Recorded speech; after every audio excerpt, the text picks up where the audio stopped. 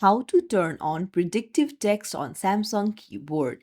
Hey everyone, welcome back to the channel. If you are new here, don't forget to hit the subscribe button and turn on the notification bell to not miss any updates. So today I'm going to show you how you can turn on the predictive text on your Samsung keyboard. So let's dive right in. Head over to the settings and then scroll down.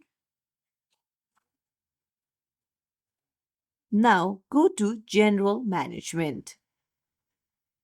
There, go to Samsung keyboard settings and you'll find the predictive text option right there. Just tap on it to toggle it on. So pink means toggled on. However, if it is not toggled on like this, then you just have to tap on it and toggle it on. It's as simple as that. If you found this tutorial helpful, don't forget to like and subscribe to our channel for more tips and tricks. Thank you for watching.